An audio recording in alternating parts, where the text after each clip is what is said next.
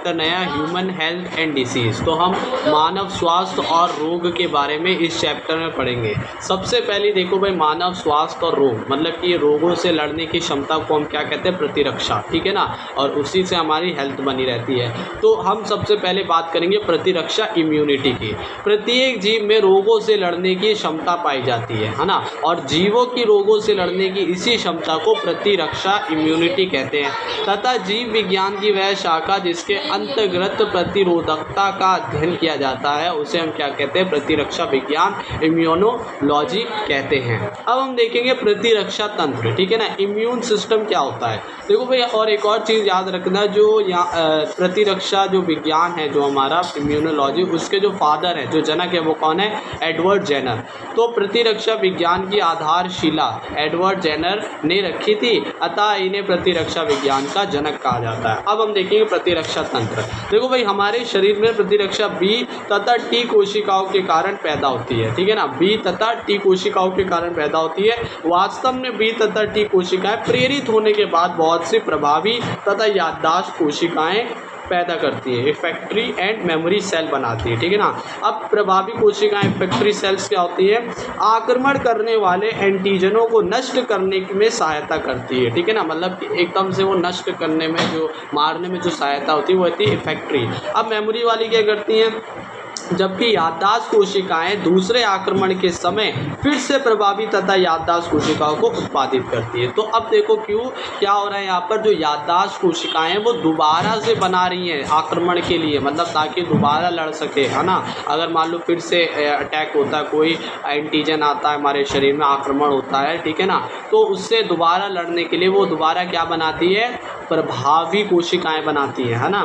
तो इफेक्टरी सेल कौन बना रही, मेमोरी सेल, और मेमोरी सेल को भी मेमोरी सेल ही बना रही, मतलब प्रभावी कोशिकाएं केवल कुछ समय तक जीवित रहती है, जबकि याददाश्त कोशिकाएं बहुत दिनों तक जीवित रहकर अपने कार्यों को संपादन करती हैं, और कुछ याददाश्त कोशिकाएं जीवन भर शरीर में रहती हैं। तो ये हम टर्मिनोलॉजीज के बारे में बात कर रहे हैं। अब इसी कारण खतरनाक बीमारियां दोबारा नहीं होती, क्योंकि दोबारा इनका आक्रमण यदि होता है तो ये याददाश्त कोशिकाएं उनके आक्रमण को अप्रभावी बना देती है। तो इस वजह से कोई अगर बीमारी हो जाती है खतरनाक, तो दोबारा इस वजह से नहीं होती, क्योंकि यहाँ पर मेमोरी सेल जो है वो दोबारा से आक्रमण वाले को मतलब जो आक्रमण हो रहा है उसको अप्रभावी कर देती है, और वहाँ पर सेल बना के रखती है एक्टिव वाले। अब हम देखते हैं हमारे शरीर में याददाश्त कोशिकाएं प्लीहा, स्प्लीन और लसिका गांठों, लिम्फ नोड्स में संरक्षित रहती है। कहाँ होती है याददाश्त, हमारी स्प्लीन, प्लीहा और नहीं लिम्फ नोड्स में, और प्लीहा को हम कब्रिस्तान बोलते हैं, आरबीसी का, ठीक है ना, स्प्लीन को। जब कोई बीमारी एक बार होती है और प्रतिरक्षा के विकसित हो जाने के कारण दोबारा नहीं होती, इस प्रकार की प्रतिरक्षा को उपार्जित या सक्रिय प्रतिरक्षा, एक्वायर्ड एंड एक्टिव इम्यूनिटी कहते हैं। मतलब कि जिस बीमारी को मतलब एक बार हो गई दोबारा नहीं होती है, तो उस बीमारी को हम सक्रिय या उपार्जित प्रतिरक्षा बोलते हैं।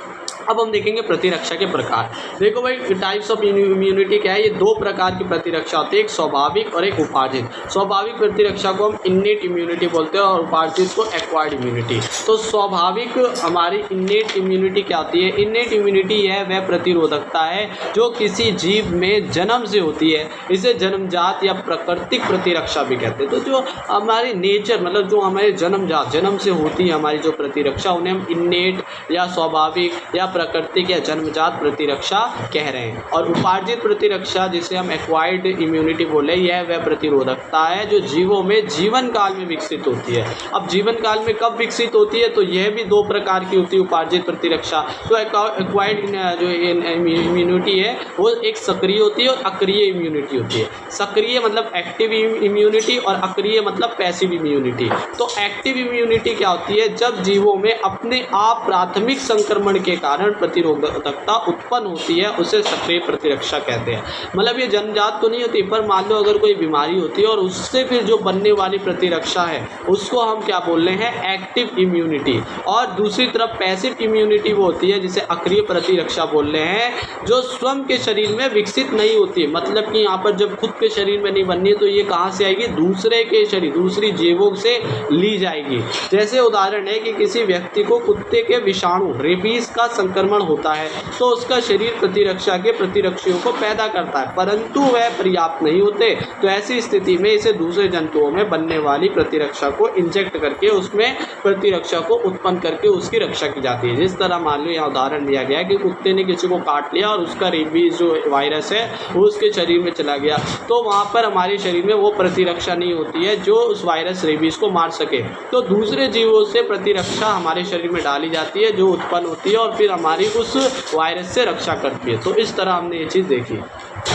अब हम अंतर देखेंगे। सबसे पहले अंतर हम देख रहे हैं सहज और उपार्जित प्रतिरक्षा में। सहज को हम स्वाभाविक या हम जन्मजात प्रतिरक्षा भी बोल चुके हैं, प्रकृति प्रतिरक्षा भी, और उपार्जित को हम एक्वायर्ड एक ही बोलते हैं, एक्वायर्ड इम्यूनिटी। तो सबसे पहले हम देखेंगे सहज प्रतिरक्षा जन्मजात। तो यह शरीर की सामान्य प्रतिरक्षा होती है। देखो भाई सामान्य जो जन्मजात आ रही, उपार्जित क्या है, ये शरीर की विशिष्ट प्रतिरक्षा है, जब रोग होता है उसके बाद ये डेवलप होती है। दूसरा ये जन्मजात प्रतिरक्षा होती है, पता है भाई हम जन्म से होती है, और दूसरा ये जो है उपार्जित प्रतिरक्षा जन्म के बाद उत्पन्न होती है। तीसरा किसी एंटीजन या रोगाणु के शरीर में प्रवेश करते ही सहज प्रतिरक्षा के घटक भक्षाणु उन्हें नष्ट कर देते हैं। तो यहाँ पर क्या हो रहा है, जैसे ही कोई शरीर में कोई रोगाणु आया, एंटीजन आया, तो हमारे जो जन्मजात इम्यूनिटी है वो उसे क्या कर देती है, मार देती है हमारे भक्षाणु। और यहाँ पर क्या होता है, शरीर में प्रवेश करने के बाद एंटीजन या रोगाणु का विशेष अभिज्ञान द्वारा पहचान कर नष्ट किया जाता है। मतलब पहले यहाँ पर जांच पड़ताल होती है, उसका पता लगाते हैं बीमारी क्या है, हमारे जो एंटीजन्स हैं, फिर उसके बाद उसको नष्ट करते हैं, जिस तरह में हमने बताया था कि यहाँ पर डेवलप होती है इम्यूनिटी। उसके बाद चौथा है, ये शरीर की प्रथम सुरक्षा पंक्ति बनाता है। तो यहाँ पर ये प्रथम है भाई, क्योंकि जन्मजात है, तो इसी से हमारी बहुत सारी बीमारियां नहीं होती है, ठीक है ना। अब ये जो है हमारा उपार्जित प्रतिरक्षा, यह पूरक प्रतिरक्षा की तरह कार्य करता है, मतलब दूसरी प्रतिरक्षाओं की तरह, मतलब सेकेंडरी होता है एक तरह से, पूरक हमारा प्रतिरक्षा की तरह कार्य करता है। पांचवा इसके उदाहरण है, देखो भाई हमारी जो जन्मजात प्रतिरक्षा है, जो जिसको हम क्या बोले इन्नेट इम्यूनिटी, वो कहाँ होती है, जैसे त्वचा में, श्लेष्मा ग्रंथियाँ, लार वगैरह में, भक्षाणु कोशिकाएँ जो होती हैं वो सब हमारी क्या होती है, जिन्हें WBC बोलते हैं, वो क्या होती है, हमारी जन्मजात प्रतिरक्षा होती है, ठीक है ना। और उपार्जित प्रतिरक्षा क्या होती है, B और T जो कोशिकाएं हैं उनसे ये बनती है, ठीक है ना, उपार्जित कोशिकाएं। अब हम दूसरा देखेंगे सक्रिय एवं अक्रिय प्रतिरक्षा। हमने देखा था एक्टिव इम्यूनिटी और पैसिव इम्यूनिटी। तो एक्टिव होती जो भाई खुद से बन रही थी, है ना, उत्पन्न हो रही थी, और अक्रिय होती जो दूसरे शरीर से लाई जा रही थी। अब देखो भाई पहला इसका है कि ऐसी प्रतिरक्षा जो रोगाणु एंटीजन के संपर्क में आने पर उत्पन्न होती है, तो हमें से पता है सक्रिय बोल लेते, डेवलप हो रही थी। अक्रिय क्या होती है, ऐसी प्रतिरक्षा जो बाहर से प्रतिरक्षा मिलने से उत्पन्न होती है, मतलब बाहर जीवों से या दवाओं से जब जाके ये प्रतिरक्षा आती है हमारे शरीर में, अक्रिय में। दूसरा, ऐसी प्रतिरक्षा में एंटीबॉडी बनने में समय लगता है। तो ऐसी जो हमारी सक्रिय रहती है उसमें एंटीबॉडीज बनने में समय लगता है, जबकि अक्रिय एकदम से सक्रिय होती है, मतलब प्रतिरक्षा तुरंत सक्रिय होती है।